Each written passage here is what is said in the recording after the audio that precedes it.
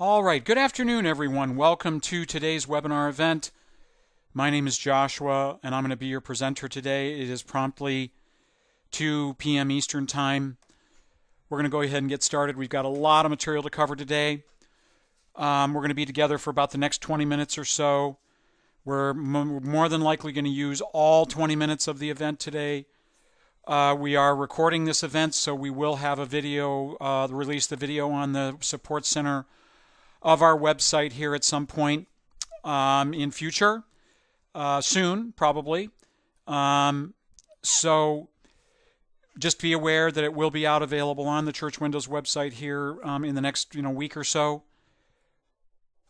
The topic for today's webinar event is, now again folks, this is not a version which has been released, but we're trying to get folks and material available and ready to print to make available when the release occurs, is under version 2017 right here. That's the main reason why we're doing this event today, is it's on the upcoming version, not on the current version of Church Windows version 19. So, if you're wondering, wait, why am I not on version 20? It has not been released yet. Okay?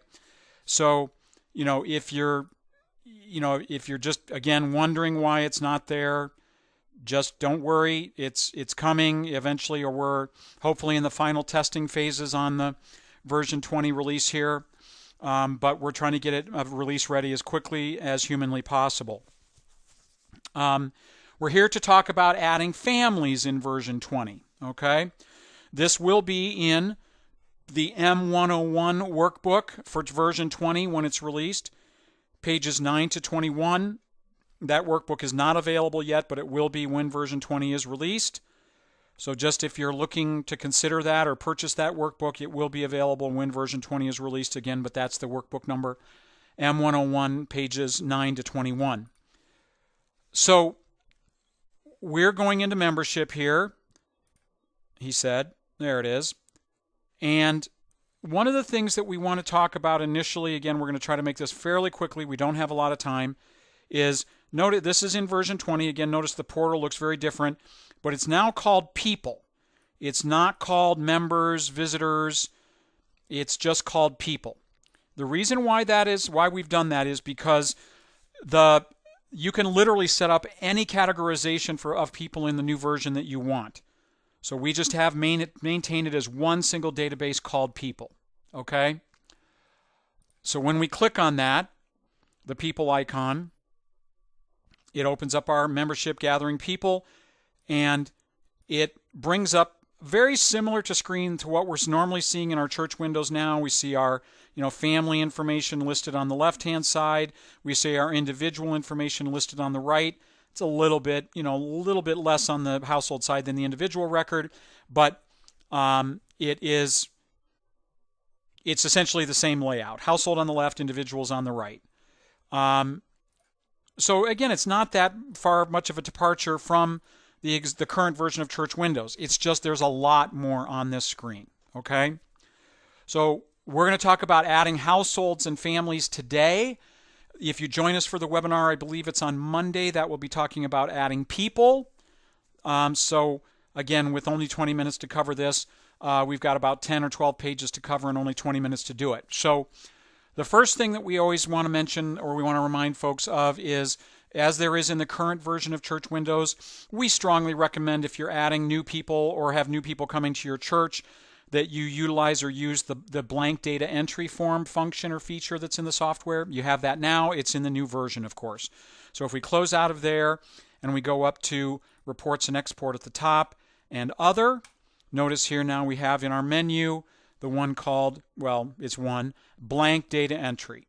So when we click on that, it then brings up our blank data entry document here, where basically it gives us some reporting flexibility or some options for this. So there are some in here, and there's one called Basic Blank Data Entry Form. That's the one you folks will see. That once I click on that and I click Print, it does bring in a basic blank data entry form that shows, mailing label. Let me zoom in on it a little here. Mailing label for the family, address, family, carrier route, home phone, mailing code, alternate address information, family members. Well, you may not like the one that we've got or created for you. So if you don't like that, then I'm going to get rid of that one. We're going to recommend you create your own. And how you do that is by simply clicking New. It opens up. This isn't very far removed from our current membership reporting functions. So if you're familiar with how the current reporting works in Church Windows in 1916, then or 18 or 17, it's going to work exactly the same. So again, we're going to call this one my blank data. Oops, if I could type today. My blank data entry form. And once I've set up a new one here, clicking New and click OK, it'll then take a few seconds, but it should then open up the column selector screen as we see on virtually all of our membership reports now. And we can add or remove or take away any of the fields we want. So if I go, oh, well, I don't really care about the alternate address information, maybe, they don't know what the mailing code is, so I'm going to get rid of that, or geographic area, add alternate address information. We don't care about any of that stuff, so we're going to get rid of that. Alternate family phone, family members. You could also come over here to the right-hand side and expanding, again, any of these other fields you're wanting, add any of those that you do. Okay? And you can always amend this. So once I've selected the fields that I want, and I click OK, and I click Print, it will only reveal the forms that the information fields that I've requested on the actual form to add. Okay? If I go, oh, later on I want to add some more information, I can just close out of it, come into my blank data entry form, choose the one I want, click Select Fields, and I'm back in there allowing, giving myself the opportunity to change the fields which I'm selecting. Okay? So, utilize that blank data entry form. It's very helpful. It's very powerful. Okay? Your church may already be using it. Let's go back into people again. All right. So, again, as I explained, there is no just members and visitors now. We have what are now called categories. So, in our data here, if we click the down arrow here, we see we have 3 categories: members, potential, and visitors. You can create virtually, folks, as many categories as you want. Okay? And when I'm clicking this down arrow here, what it's basically saying is I'm asking it to do is to display the folks that fall within that particular category. So we notice I have everything checked: members, potential, and visitors. Okay? So once I click through that, every name that I'm seeing in this database, notice here as I use the next arrows to move through it, are in any one of those categories. It's all one giant database, essentially. Okay? They are simply categorized separately. So if I go, okay, I only want to see my visitors, say, I would simply come up to categories, uncheck members and potential, checking only visitors, clicking those, show those selected, and boom, I'm now, once I click next through my next arrow there to move through those records, all I'm seeing are folks in my visitors database. Okay? If you wish to add other categories to the system, you can do that, certainly. So we're going to go back and check all of those again and click show those, all those selected. We would click right here, the little plus, pencil, and minus right next to our categories list, and I click on that, and it opens up and says family categories. So here, if I wanted to add a new one, I would simply type in, a code that I wanted to, and and then I would type in whatever description I wanted to on it. Okay? Another wonderful thing about this feature is they can be color-coded. It is optional, but it is helpful. Notice here, we've got, sort of pink for our potential, it looks like here. We've got a little bit of looks like a tan for our visitor, and members are just white, so we know that. So if I wanted to add a new one, I would simply click on the color box, and I would choose the appropriate color that I wanted, and then once we click OK through that, it then becomes an additional category to which I can add folks. Okay? With that being said, one of the nice things about the category function is that if I'm on a particular family, So like right here, I'm on Nina's record. If I go, okay, she's no longer potential, she's now an active member, I just simply go in here and I just choose members and save it, and I've just changed the category to which she belongs. Okay? Doesn't mean I still don't have to edit certain information about her record, but there is no transferring people from members to visitors or visitors to members or vice versa. It's simply changing the category designation that they are assigned to. Okay? Yes, I still may have to go over and edit things like membership date or status code, those types of things. But in terms of designation for the database she belongs in or is in, they are in, anybody's in, all I have to do is to change their category and save it. And there it is. I've just saved it. Nina's now listed on our members category versus potential or visitors or what have you. Oh, I made a mistake. I can just simply change it back to visitors, click save, and I've now just put her back in the visitor category. Okay? Frankly, folks, this is, there's a lot more to this in the new version, but really it's offering an entirely different level of flexibility. It's really fantastic. It really is.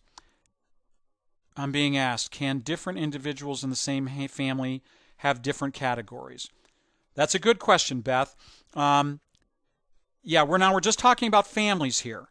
We're not talking about individuals. I'm not sure about that. I don't have an answer for that question for you. That's one you might want to visit or attend the one on Monday about for adding the individuals. This is just the family designation. So I'm not sure I have an answer for that for you.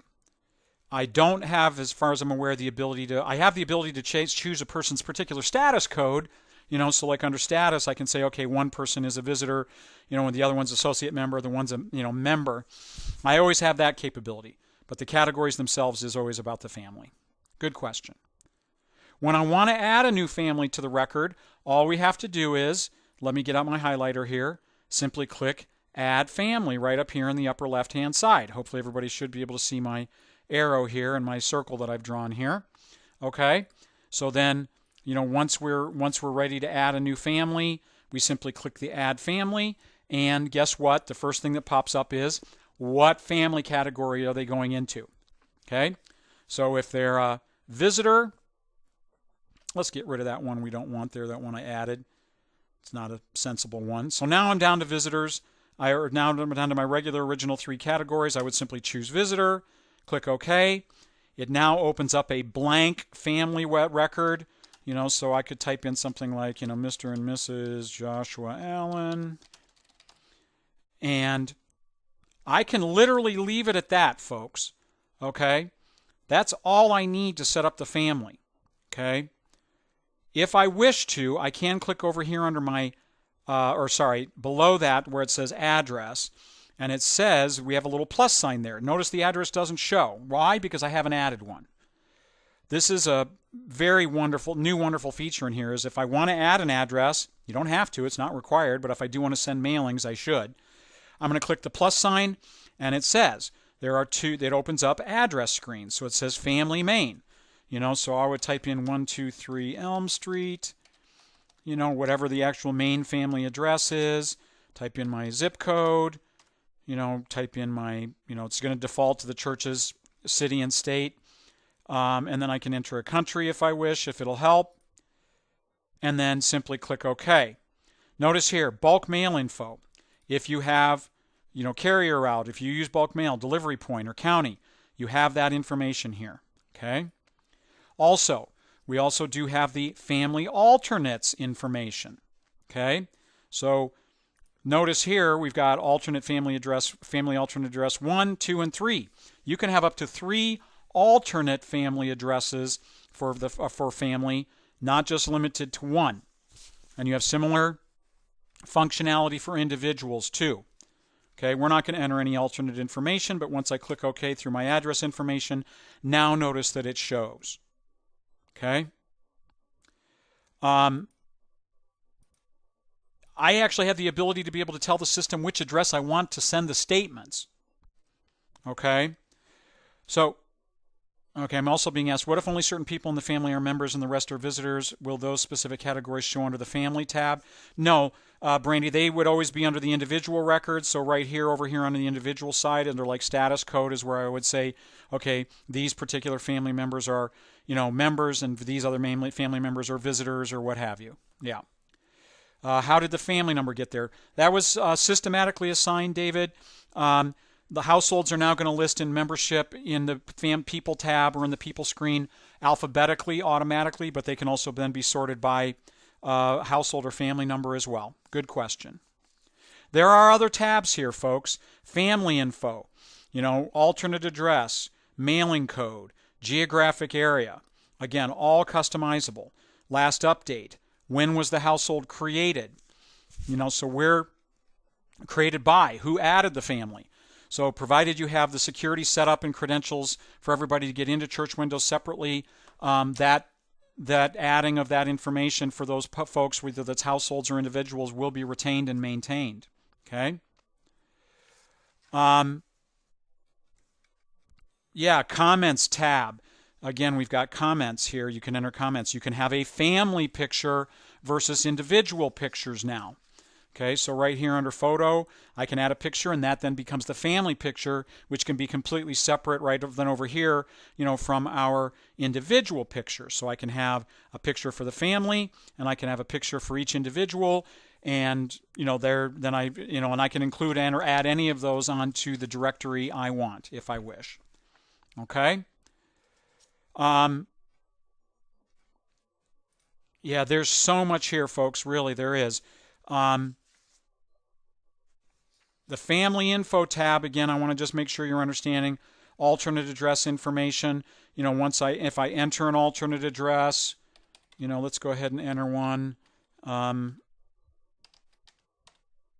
Notice here I can put as either U for unlisted or P for primary.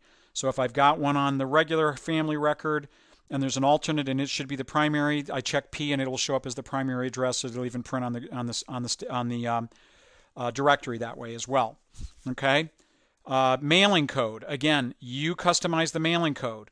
While it will default to all mailings, out-of-towners, newsletter only, whatever yours currently has, you can always come in here and add additional or delete your mailing codes. Same is true for your geographic areas.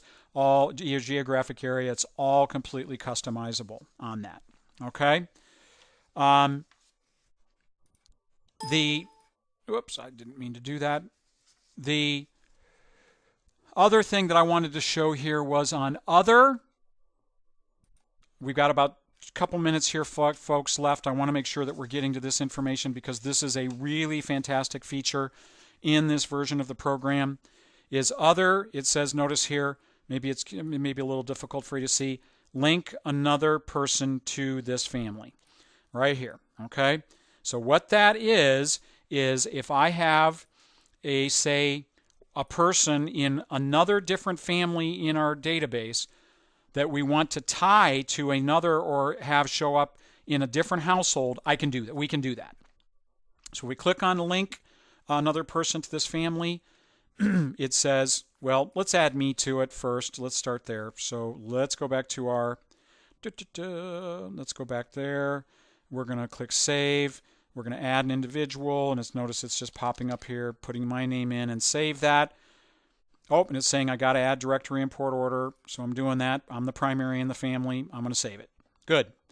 Now we'll go back to other. Link person, another person in this family. So notice it shows me my name in my original family record. If I now click here and I search and I find, let's say another person, another family, and I click add to family, it now shows that person, in this case a child, in my household.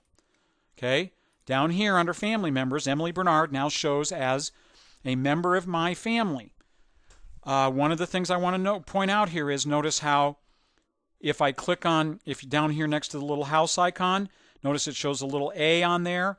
What that means is that's the alternate household that she belongs to. If I click on that for her, it'll click on that. It will change to her primary family where she is set up, in this case, the Bernard household. And that little icon changes from an A with a house with an A on it to a household with a P. implying again, primary versus alternate household information. So yes, as someone is pointing out, this is for children of divorced parents or divorced households frequently, where we don't want to add that same child to the database twice or more. We don't have to. In the new version, we can now link that same child to two different families, one primary and one alternate. All right, folks, so that was kind of a really quick tour through the adding families here. It's 20 minutes after the hour. I'll just see if there's any questions that folks have out there for me. I'll keep an eye on those. Let folks type those in if they have one. Again, we're continuing to have more of these webinars on the version 20 that is not quite yet released, folks. We're going to be adding more of these, so we have videos available for when the actual release does go out, and you'll be able to have the access to this information to review as needed. Thank you, Leah. Appreciate it. Thank you.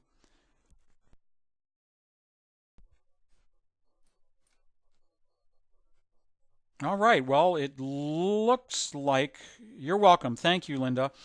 Folks are diving out pretty quickly. Hope this is generating some excitement for some folks about the new version. It certainly is me. I'm really looking forward to it.